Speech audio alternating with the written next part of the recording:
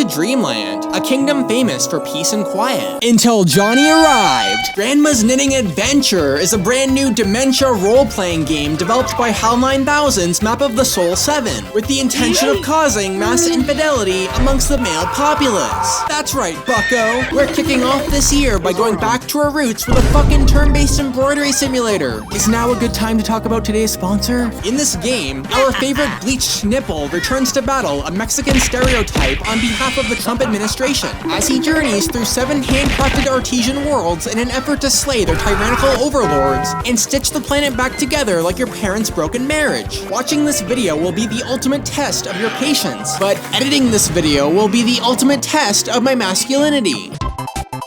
The first thing I want to touch upon here is the game's weaknesses. Clearly, the word epic in its title is in reference to its extreme difficulty. See, what this game lacks in challenge and excitement, it makes up for with an aesthetic so charming you'll practically be paying for it to go on dates with other men. Like the boards of the second Mario Party, each world is denoted by the suffix land, implying high rates of tourism and a complete lack of creativity on behalf of the developers. But in reality, each of them is filled to the brim with personality, just like my favorite TV series, Rick and Morty. Stop being such a tease, you sweet little...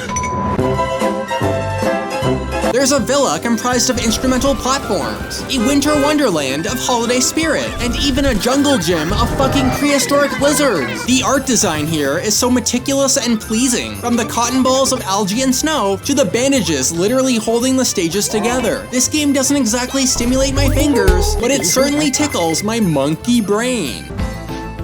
On the other hand, this game's small cast of insipid kitten fodder is mired by its sheer unremarkability, with the exception of one of my favorite characters in the franchise. Prince Fluff is such a charming, handsome fellow. How in the Ohio Kirby was this absolute dickhead not an Echo Fighter in Smash Ultimate? The people have spoken! There's a reason you can wear his face on your head in the 3DS hit sensation Street Past Me Plaza.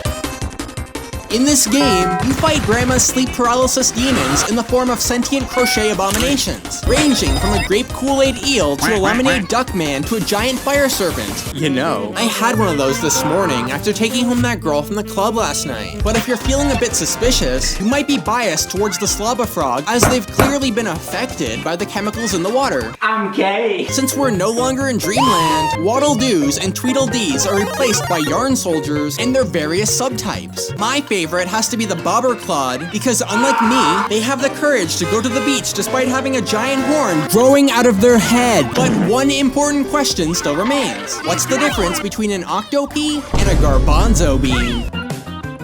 Unlike other entries in the franchise where you obtain elemental abilities and drown your son, Yarn Kirby possesses the ability to transform into vehicles and animals, much like the children of today. These range from a tank engine to a sexual predator to a weapon of mass destruction. It's hard to pick my favorite when you can literally play as an extraterrestrial spacecraft designed to abduct the bovine, as well as Antarctica's very own actual cannibal Cody Maverick Shia LaBeouf. And you guys know how much I love penguins.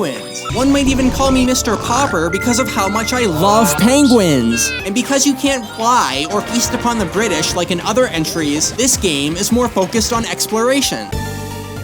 Every level in this game, except for this weird papercraft one, contains 2 pieces of collectible furniture and a singular vinyl record to play in your Minecraft jukebox. Now you might be thinking, Johnny Cordelia? What is a girl like me to do with an anemone sofa? And no, you do not eat it. Instead, you'll use mushroom lamps, camel pillows, and Bronto slides to decorate Kirby's 1-bedroom apartment like you have a green diamond over your head because it's the fucking Sims. That's right, boys. This motherfucker pays rent and you can't even buy your girl a Kurilikuma dressed as a cow? My personal favorite would have to be the King's Throne, however, as it's where you'd be sitting if you got some bitches. The music in this game is beautiful because it makes me feel like I am the girl in the stock photo. Whether it's the youthful ditty of a kindergarten playpen in Toy Tracks, the jaunty progression of an abandoned pirate ship in Secret Island, or the ethereal twinkles of the shoot-'em-up meteor shower in Outer Rings, you can't help but feel like a small little tiny child while playing this game. There are 43 levels in this game, and each of them has its own lo-fi hip-hop beat to study and eat ass to, like the nap-inducing kalimba stroke strokes of Kirby's pad, goddammit! There is something just so magical about running around as a pink piece of shit while Free Dare Eek Chopin goes bananas on the keyboard. Well, the bosses in this game would make for some excellent scout badges. All of them are painfully underwhelming and easy to conquer. You have your hassle-hopping horror magazine Wyvern, your buffalo chicken wing interview Phoenix, and of course your dapper kamikaze street magician Gord. My favorite would have to be the colossal Inkling because you get to unravel its brain like the spaghetti that it is. How did they waste such a unique design of a final boss on a shitty boss rush and a tank butt segment that's as stimulating as the combat in the Arkham franchise?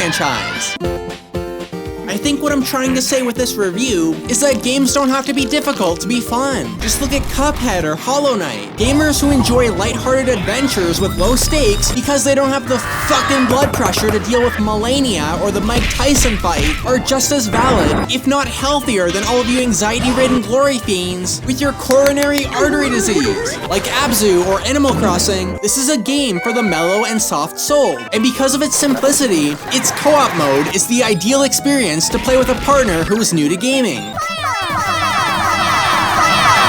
Like that pegging girlfriend that I mentioned in my Stardew video. If I had to rank this game on a scale of 1 to 10, I'd give it tuberculosis. But if I had to rank you on a scale of cringe or based, I'd say that it's all dependent on your interest in that subscribe button.